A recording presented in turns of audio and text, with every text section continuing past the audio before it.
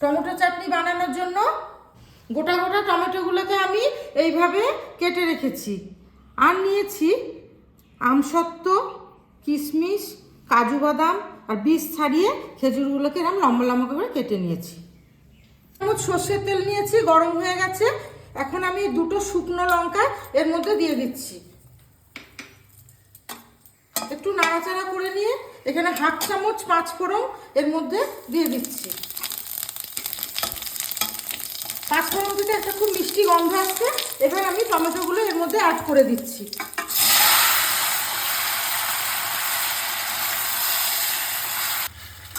এই টমেটোটা ফোড়নের মধ্যে ভালোভাবে নাড়াচাড়া করে নিচ্ছি।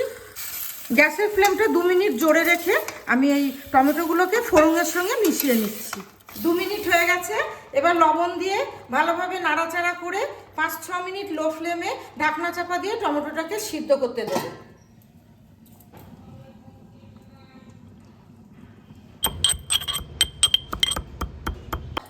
টমেটোটা সিদ্ধ হয়ে গেছে। এর সঙ্গে আমি সামান্য হলুদ অ্যাড করে দিচ্ছি। হলুদটা ভালোভাবে মিশিয়ে নিচ্ছি। টমেটোটা খুব ভালোভাবে মোলায়েম হয়ে গেছে। এর মধ্যে আমি 400 গ্রাম চিনি অ্যাড করে দিচ্ছি।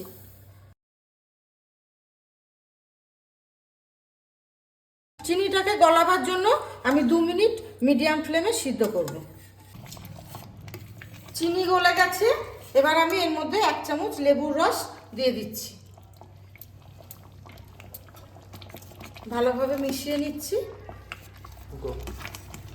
এবার আমি ড্রাই ফ্রুটসগুলো এর মধ্যে মিশিয়ে দেব।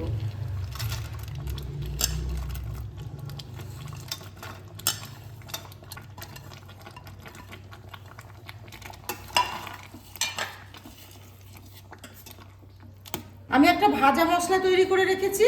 এর মধ্যে আছে 1 চামচ মৌরি, 1/2 চামচ জিরে আর একটা শুকনো লঙ্কা। এটা আমি এবার ভালোভাবে এর সঙ্গে মিশিয়ে নেব। টমেটোর চাটনি একদম রেডি।